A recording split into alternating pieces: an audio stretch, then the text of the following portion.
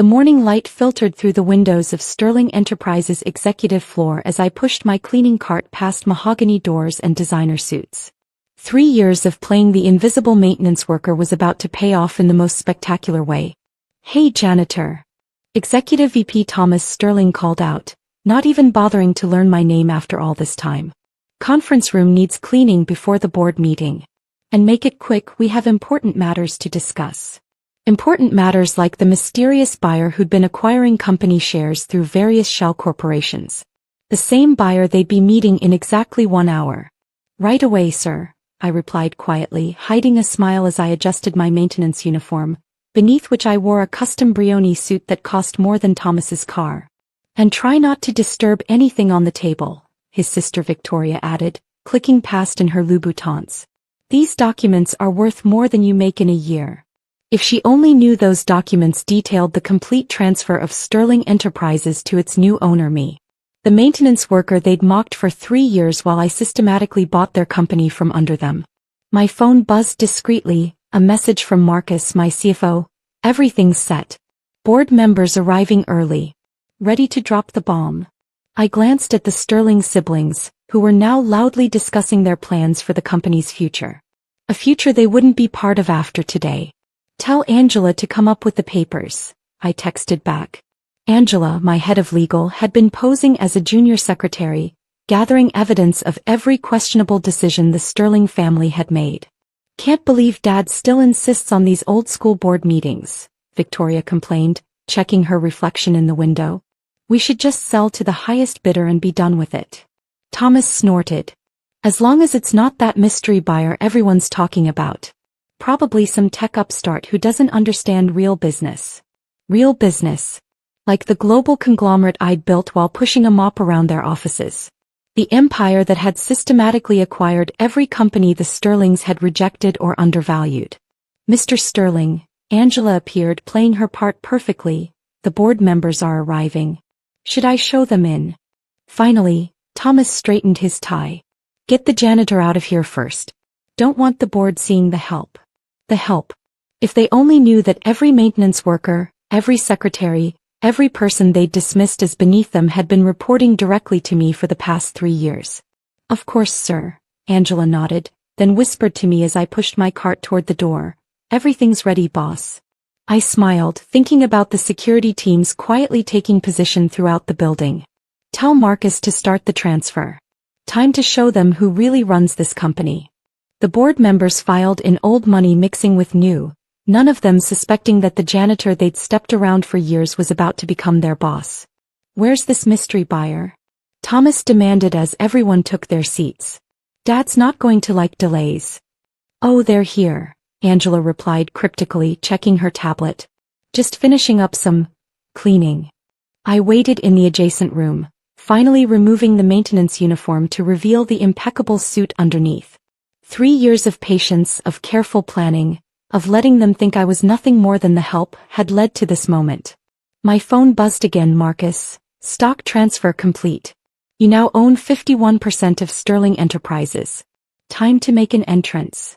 Everyone present?" I heard Thomas ask through the door. "Almost," Angela responded. "Just waiting for the new majority shareholder." "Well, hurry up," Victoria snapped. "And someone get rid of that cleaning cart. This isn't a housekeeping meeting."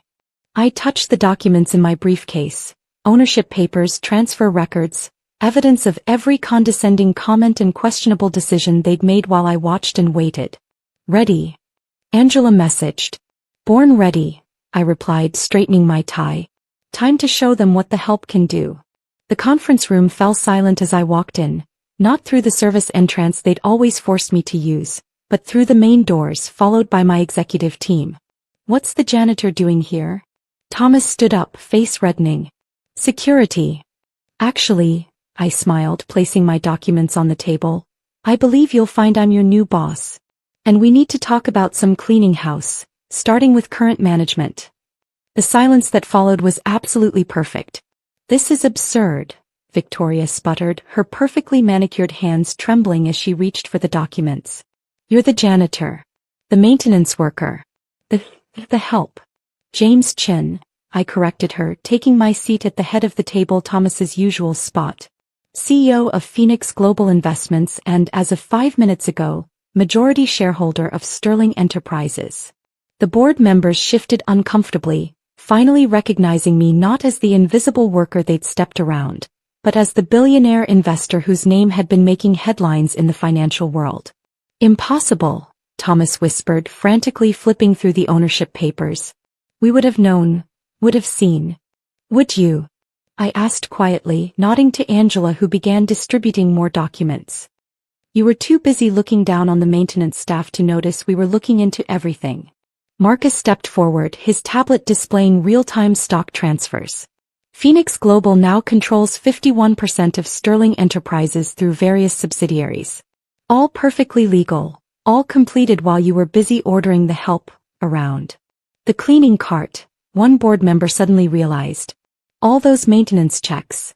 Due diligence, I confirmed. Amazing what you can learn when people think you're invisible. Like those creative accounting practices in the Thompson merger. Or the discriminatory hiring policies in the Asian markets.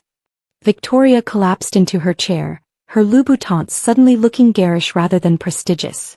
The mystery buyer. All those shell companies. My companies, I nodded. Each one built while you thought I was fixing light bulbs and cleaning coffee stains. Though I particularly enjoyed overhearing your jokes about staying in your proper place. The conference room doors opened again as security teams, my security teams, took position along the walls. The same men and women the Sterlings had dismissed as minimum wage workers now stood ready to escort them out of their own building. The maintenance staff, Thomas choked out. They were all my employees? I smiled. Gathering evidence, documenting decisions, watching how you treated people you thought were beneath you. Consider it a long-term character assessment. One you failed spectacularly. Angela pulled up surveillance footage on the room's screens, 3 years of recorded conversations, dismissive comments, questionable business practices. All captured while they thought the cleaning crew was just part of the furniture. But your accent, Victoria protested weakly. The broken English when you cleaned. Princeton MBA actually, I replied in perfect upper-class English. Amazing how people reveal their true nature when they think they're talking to someone who can't understand them properly. My phone buzzed, a message from our PR team. Media arriving. Want us to release the statement about new ownership. Your father, Thomas suddenly remembered. He's on his way.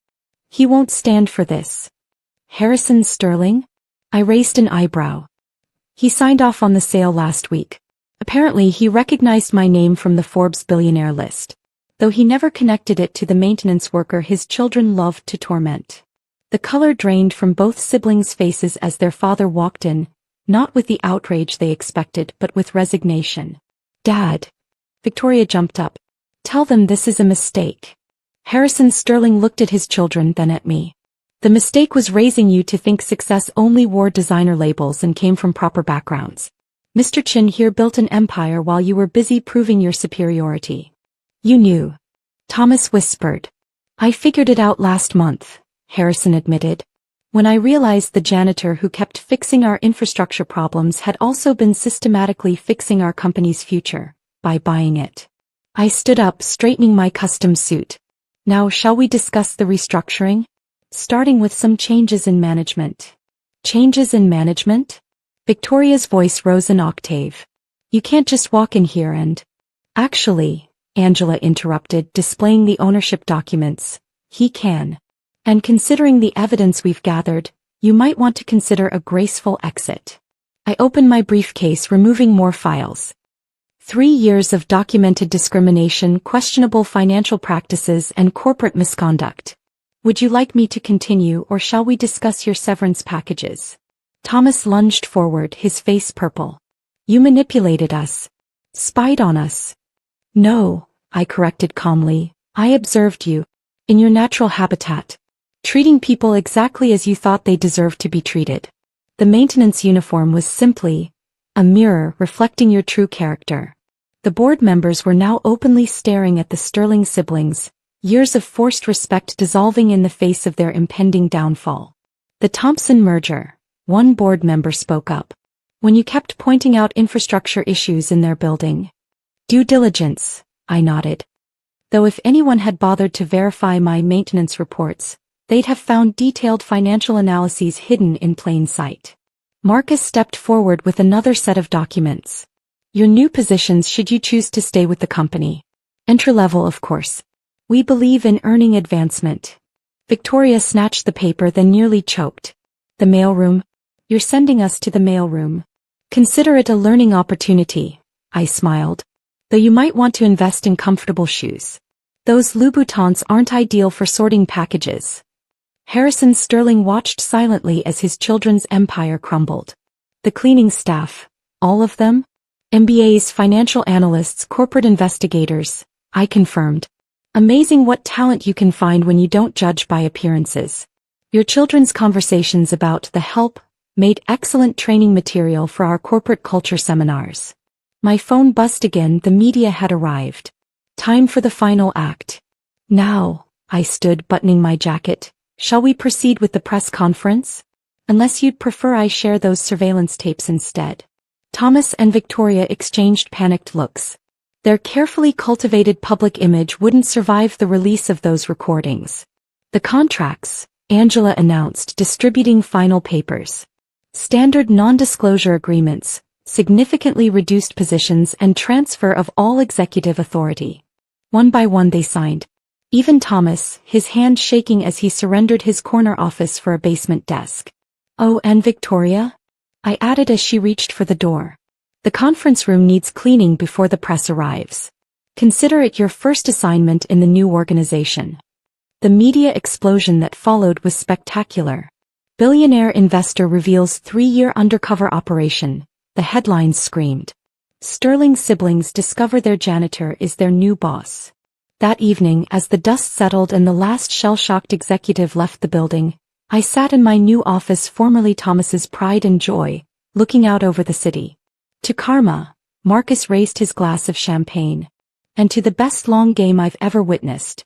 Angela entered with the final reports.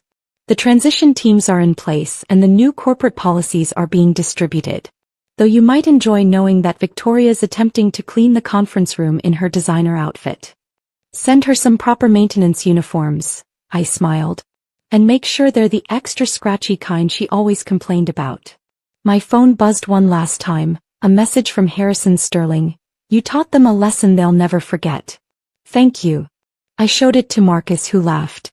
Think they've learned about judging people by their uniforms? They will, I replied, picking up the maintenance badge I'd worn for 3 years. Though I think I'll keep this. As a reminder that sometimes the most powerful person in the room is the one they don't even see. To be continued in the epilogue.